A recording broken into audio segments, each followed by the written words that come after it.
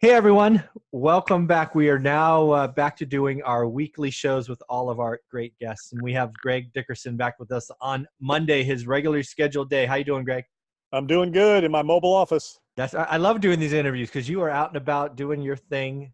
You know, every time we talk with you, so it's really cool. Why don't we just catch everybody up? Where are you at today? Today I'm in Charlottesville running around some projects in this area, and then tomorrow I'm headed down to North Carolina. Later in the week, probably DC. So I'm a road warrior. Very, very cool. And you're having fun. Yeah, man. I love it. Just the things you see, the people you meet. We were talking about network earlier. I mean, that's really what I do. I'm out meeting people, and you got to get out. You got to meet people, make deals, make things happen, and get Very, things done. very, very cool. Well, I thought what we do is we try to work in three different topics. We'll kind of intertwine them today. One is going to be the idea of masterminds. The second will be personal network. And then third, I like talking about the evolution of successful folks with the relationship with money. Because if we look ourselves in the mirror, at least I'm willing to admit, and I suspect you are too, my relationship with money is very different today than it was decades ago. And so any of those three you want to jump in? Again, we don't prep for these. So any of those topics you want to jump into first? Yeah, mastermind and network is probably a good thing. I think a lot of people, I get the question all the time, how do I raise more capital? Where do I find money? How do I do this? So yeah, I think the mastermind network thing would be a good thing to talk about. Okay. All right. Well, let's talk about that first. So let's talk about, why don't you define from where you are what a mastermind is in your perspective? So I learned the concept first and foremost from Think and Grow Rich. Yep. Napoleon Hill talked about the mastermind, right? So a Mhm. mastermind can be a number of things, but in today's definitions, and I run some as well, it's a group of like-minded people, generally in the same industry for the most part, coming together and collectively putting their heads together, talking about their businesses, um, and helping each other. Now, there's a couple of ways to do this. My first exposure to a mastermind, again, Napoleon Hill, Think and Grow Rich. His idea of a mastermind was, hey, find successful people, read their books, study them, learn from them without even knowing them. They don't even have to be alive. Then I worked for I was in the restaurant industry, a good portion of my career early on before I got into becoming a developer. I worked for Lone Star Steakhouses. And Okay. at Lone Star Steakhouses, we had weekly meetings with our staff within the unit. Then we had 13 4-week periods in a year. And so instead of months, we had 13 periods. So every week was identical. You had Mm. the same number of 28-day, periods, right? So that you could measure your numbers and everybody could be apples for apples. So we would have a quarterly, or not quarterly, but a monthly meeting in your district at a unit, Mm. and all of the GMs in that area, be 10 or 12 of us, would come together, and we put our P&Ls up on the board for Wow. everybody to look at. So that was a mastermind where you had a group of peers, and we would all analyze each other's P&Ls. If you had a staffing issue, if you had a food cost issue, labor cost issue, liquor cost issue, marketing concern, turnover, whatever it was, you could put that out in front of your peers, Mhm. and everybody would jump in and go, hey, I did this over in my place. I did that over in my place. So for years and years and years, that was a great way to do it. Then when I became a home builder, I was part of the National Association of Home Builders, and I was the chairman of our remodeling council Huh. in our area. So that was a mastermind where other contractors came, and I led that group, and we would put our minds together about how to be better business owners, better business operators. And then I became the vice president of the association, and same thing there. It was a bunch of home builders coming together, and now they have these builder 20s and builder 12s where, different builders from different regions, meet on site and remotely, and mastermind and help each other with their business. So there's a bunch of different levels, and then all the way up to where you have these 1,000-member masterminds, where you have all these people coming together. But I think the most valuable ones are the small, intimate ones where you put your business up on the board for everybody to see. They dig into your numbers, dig into your business. You hold each other accountable. And that to me is a true mastermind. I I couldn't say it better. I think the whole idea, I think there's two things when I think about a mastermind. And again, masterminds don't have to be paid, right? Today, there's lots of people creating, running new um, things that require thousands, if not tens of thousands of dollars. Those I'm not judging any of them. I'm just saying they don't have to be paid, right? Right. You can be in a circle of influence. So I think there's two things for me when I think about a mastermind. One is everybody's at different levels, right? You're trying to be put in a room where you're not the smartest person in the room per se, right? You want to be Right. around people that have been either doing it bigger or longer, whatever it is. And then the second one, and most important, is you sort of have to lay yourself bare, right? You talked about going into these 28-day sessions and just throwing your P&L on the board. Everybody has to do that. So everybody's equal. And you have to be ready to accept feedback or suggestions. Right. I think those are the most important things. And if you're not getting those things out of a mastermind, find a different one. Yeah. So it can be a group of peers. It can be books. Yeah. I read a lot of books constantly, and I read about other successful people in my industry and other industries. So to me, that's a mastermind. I'm learning from them. Mm-hmm. Then you have the formal and the paid ones. Now, what I'll say about the paid masterminds, and I run some, I have some Mm-hmm. groups. What the paid stuff does is it qualifies the individuals in that group. Mm-hmm. So if you want a mastermind of, $1 million and up net worth individuals, meaning they have a net worth and or income of $1 million a year or more, you want to charge that, fee, because that qualifies the individual. They're going to take it serious. They have to pay the fee to get in. They understand the value of it, and things like that, as well as other different programs. Generally, when something is free, people don't value it, don't take it serious, and won't take action. So the masterminds that I've been involved in have always been fee-based and or part of a job I worked at. We didn't have a choice. Yeah. But there was always an accountability component to it. And then I have some now that are faith-based groups, and I have a peer of friends that, that we hold each other accountable. That's a different thing. But when it comes to business, it seems like unless there's a price tag that is significant attached to it, people just don't take it serious. I mean, if I had a, ebook on how to invest in commercial real estate was $47, you're going to be like, man, what is that? Or a course or whatever, you know what I mean? So it's like the value is a qualifier, and you want the right individuals in that room, or it lowers the value of the mastermind. So pretty much all of the higher level ones are going to be paid. And to your point, if it came across negative, that's certainly not what I intended. I absolutely believe the good masterminds need to have that barrier to entry, or else it waters down, right? If you don't have that barrier, not only are you qualifying in, but you're keeping the people you want there, because the last thing they want to do is go to a session that's 2 days in a different city and just feel like they're getting no value, right? Exactly. A bunch of newbies there that are just spitballing and doing nothing. So, or people that aren't on your level. And then there's groups where you want to be the dumbest guy in the room, right? So when I walk into a room of my peers that are in the financial world, I want to be the dumbest guy in that room. I want to know what they know that I don't know. And that's what I tell a lot of people about coaching and mastermind and all that. What you don't know is what is going to cost you the most, not only in just straight up mistakes, but in lost opportunity. What a lot of people don't realize is that what you don't know can cost you millions and millions of dollars. For sure. One little mastermind, you go to a mastermind, you might get one idea that will just be game changing for your business. And that's happened to me so many times. And people that I work with, they're like, man, I had one conversation that changed my life. So that's what's cool about that stuff. Yeah, no. And I'll just put it here on video that's something that I'm going to seriously look at. I've been to a couple of masterminds as guests, right? Hey, come in, check us out, all of that. I have never stroked a check to be a part of a mastermind. I've done the first one, right? Read all the books, all of that stuff. It's just what I did when I traveled, because I just didn't have time. But now that I've been out of the game 2 years now, woohoo! Been retired 2 years. So, that's something I'm going to have to look into. But here's the rub for me, right? Just you and I having a conversation, everybody else can watch, is I don't think I fit the mold of a normal mastermind, right? A lot of the masterminds I evaluate, it's, hey, come be a part of us. We'll help scale your business. Go from doing 5 houses to 50 houses or whatever it is. And I'm like, I have no interest in any of that, right? I never want an employee, right? Much like you, that's one of the things that I've just connected with you on, right? You've done the whole build the organization, not for me, right? I don't see myself really having a company. Sure, I have LLCs and all of that, but it's not a business for me per se. I only have 2 barriers, right? I want to be happy. I want to continue being happy every day, and having conversations like this help. And I want to help people, other people grow. Hence the daily updates on this channel, right?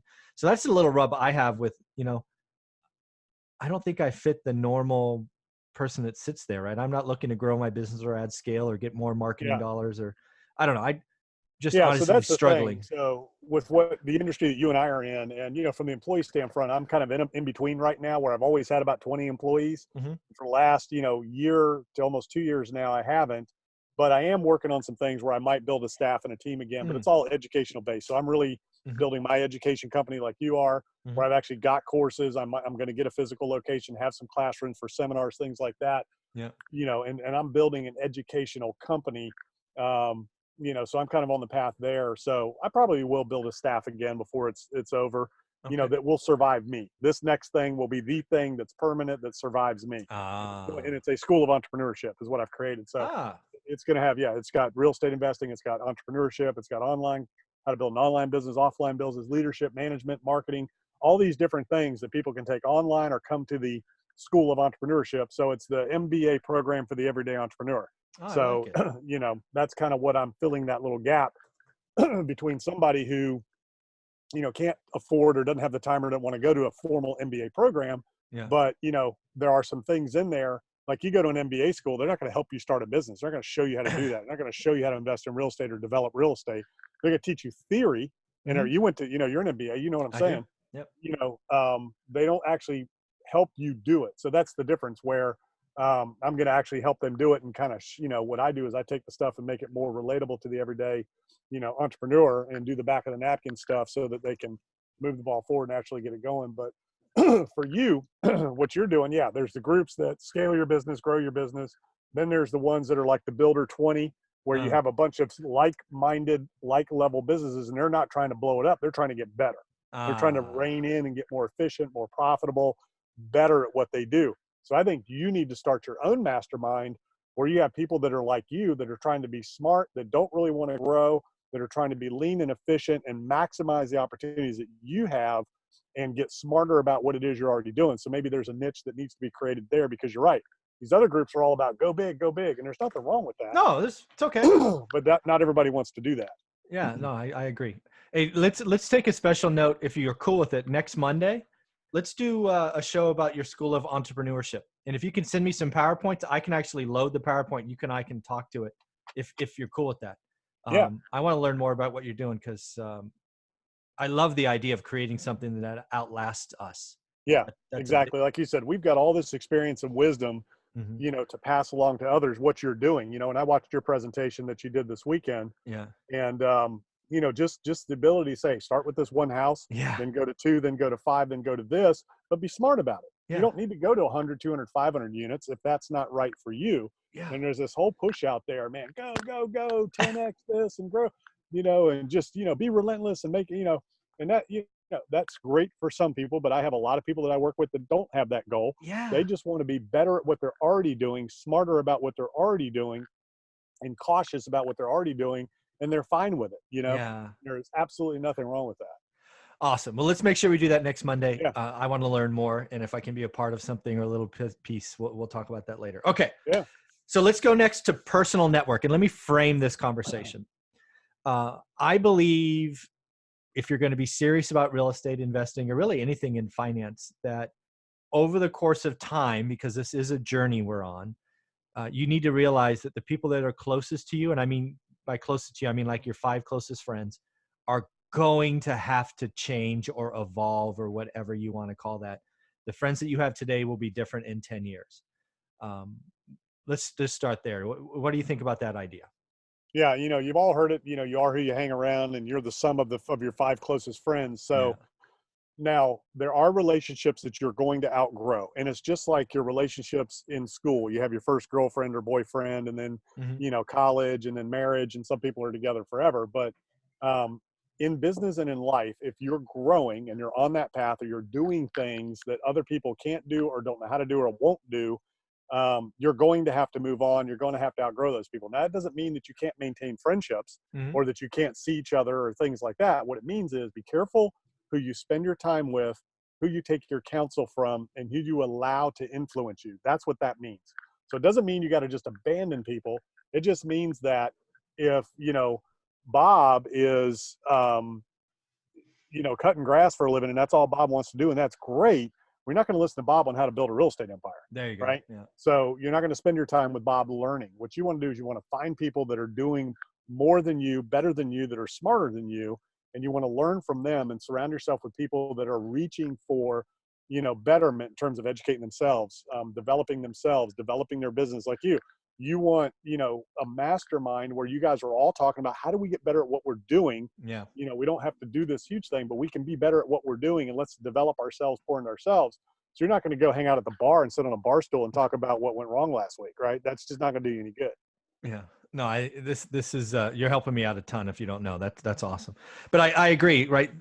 When I look and talk to folks, right? Cause again, we both public speak, we both go to real estate meetups, and we're either in the audience or we're talking on stage.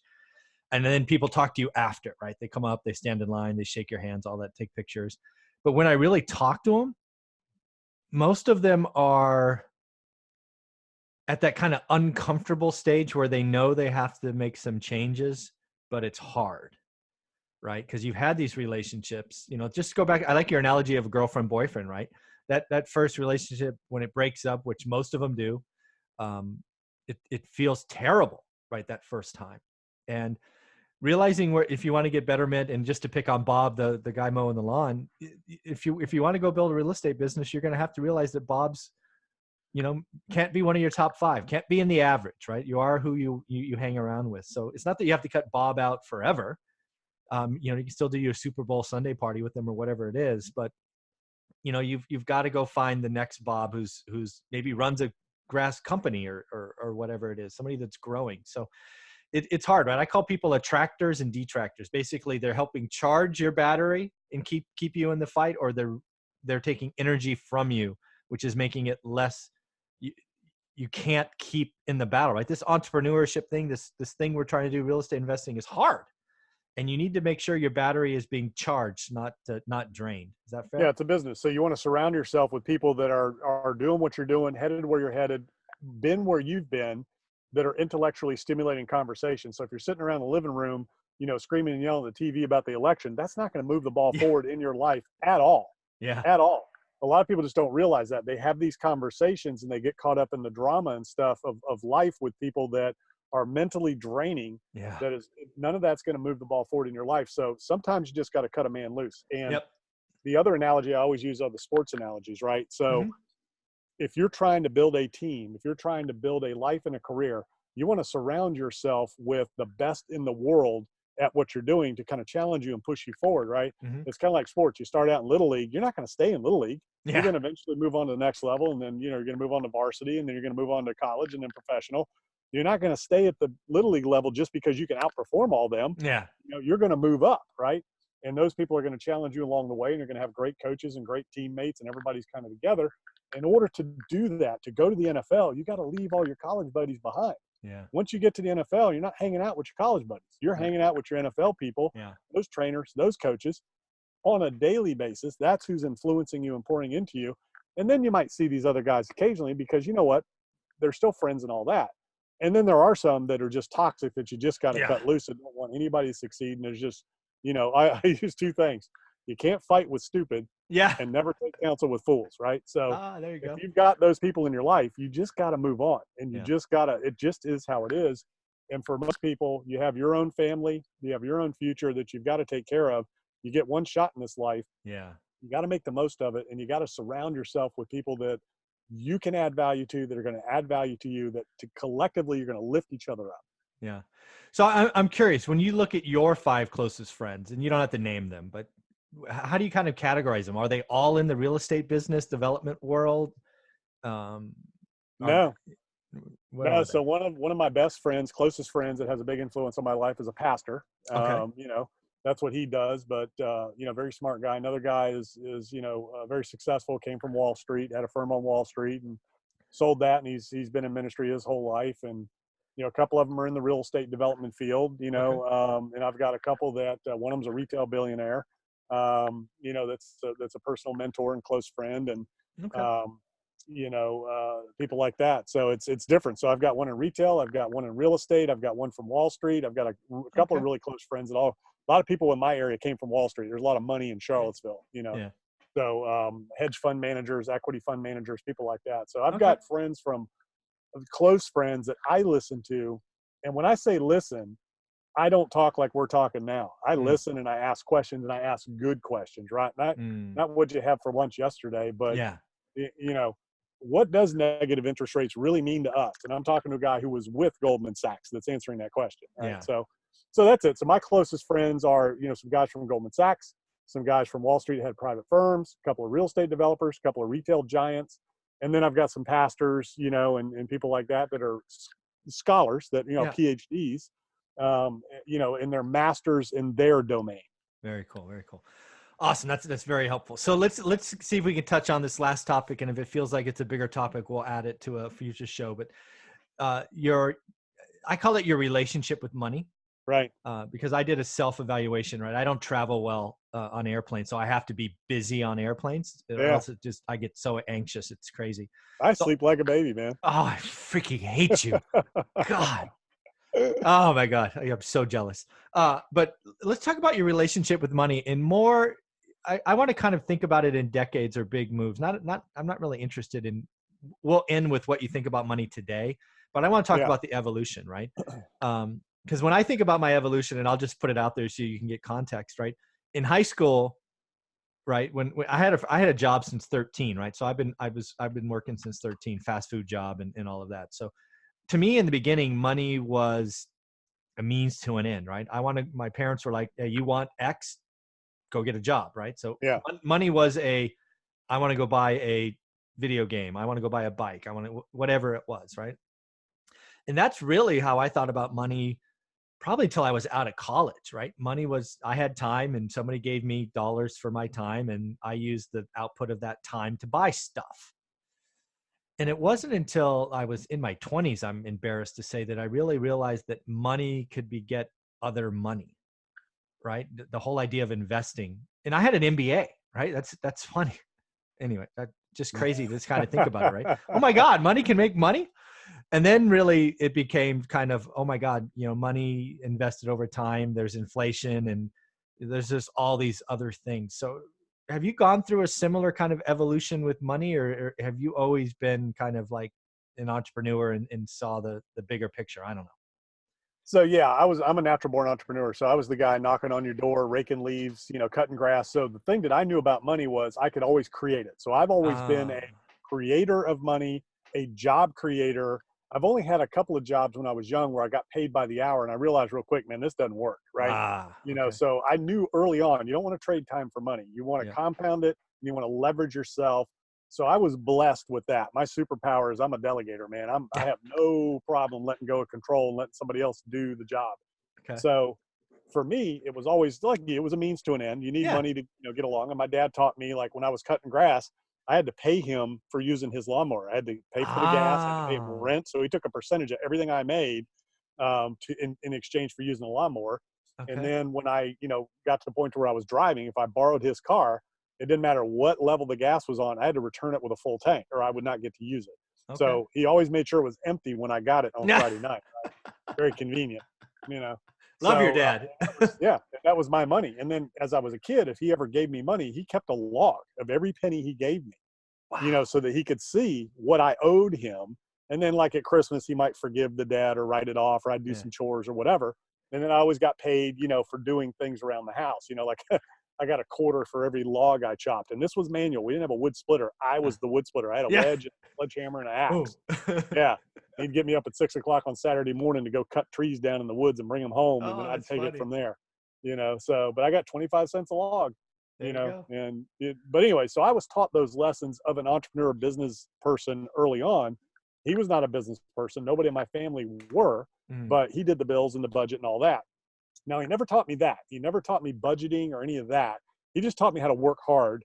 And he taught me that you don't want to work for 25 cents a log. You want to hire 10 people that get 25 cents a log and you pay them, half of that. Right. Right. So that's kind of how I learned those lessons. And then realizing that money is a means to an end, and that, money ultimately can be a vehicle for good. So the more you have, the more responsibility there is to be responsible with it and to make the most that you can of it and be generous with it and do good with it. Don't be flippant or frivolent or whatever, but use it in the right way, use the power of money in the right way. And then the thing I'll end on is anybody who says money can't buy you happiness, never had any. Just kidding. Yeah, no, I see that quote all the time. And you are the master of your own universe. And I get all of that. But Yeah. I've been poor and I've had some money, and I'll take the other. So there's something there. Guy So that said, hey, money can't buy happiness. I'm just as happy now with 200 million as I was with 300 million. yeah, exactly. Oh, what the heck? Oh, that's fun. So that's exactly what I wanted to talk about. Kind of the relationship with money is it just Yeah. evolves, and for all the people that say, this is another thing I believe is very, very true with money. Money does not buy. Money doesn't really change your character. If you're an idiot and an asshole with no money, you're going to just be a bigger one with money. It'll Right? amplify it. Yeah, that's it. There you go. Money Yeah. amplifies who you are. Now, it is nice to not to have to worry about if you get a flat tire, Right. what are you going to do? Or if Yeah. your refrigerator breaks, can you replace it? Yeah. It's nice to not have to worry about those things. And there's people that's a reality. Oh, A for flat sure. tire is the difference between them paying rent or not, and whether or not they're going to buy food that day. And, Yeah. that's a very difficult thing. So for me, being blessed with the things that I'm good at and being able to be a creator of money. I mean, I've always been able to just make money. Yeah. So I have no problem giving it away to the right causes, Yep. so I don't just hand it out, but I'm very prudent about who I give money to and what I support and things like that, and helping people. And I will help people help themselves, but I'm not going to give handouts because that never does anybody any good. Yeah. So to me, it's never been I've never done what I've done just because of the money. I love building people, helping people. I love building things, creating things, building companies. The money just comes with that. Mm-hmm. It's just all part of it. But, and it's good to be comfortable, but that's not the driving force behind what I do. I don't get up out of the bed every single day excited to go make money. That's not what it is. Mm-hmm. I'm excited about making impact. And at this point in my life, like you, it's all about impact. It's all about giving back, sharing what I've been blessed to be able to learn with the lessons of my life, some very difficult lessons and some very great lessons, and then have that survive me to continue to impact generations beyond me when I'm gone. Yeah. Not because I want to live forever, but because, man, I've been blessed. Yeah. I've been given some opportunities that a lot of people just don't have with all the different companies I've been involved with, all the different businesses and deals and transactions and the things that I've learned. This is a lifetime of stuff that's been poured into me that now I can share that maybe hopefully is either going to help somebody not make a mistake I made and lose $500,000 on a restaurant deal, right? Yeah. That's a mistake that I made. Yeah. Or help somebody, fast track their career and skip all the junk that I just didn't know what I didn't know back then. And I had to learn it all the hard way, the slow way. So now, you can take what and you can go one rental at a time and be retired in, 3 or 4 or 5 years, right? But one house at a time, you can be retired in 2 years. Yeah. So, or a year, whatever it is, or whatever your resources are.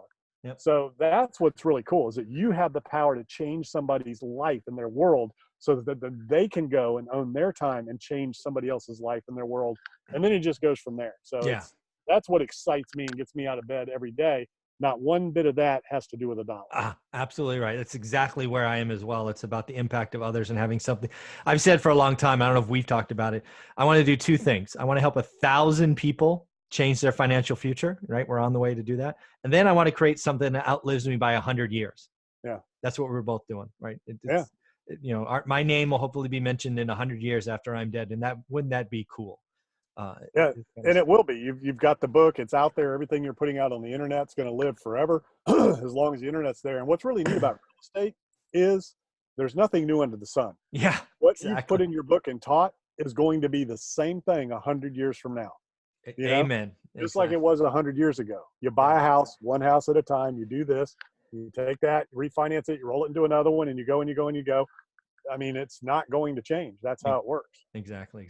Well, again, let's make next week about your School of Entrepreneurship. If you have a PowerPoint or some pictures or thoughts written down, I would love to be prepared for that because I think that is going to be an awesome topic next Monday. Yeah, it'll be a lot of fun. All right, buddy. Thank you very much for your time. This has been an awesome show. You enjoy your day and travel safe. Yep, you too, Michael. Thank you, buddy.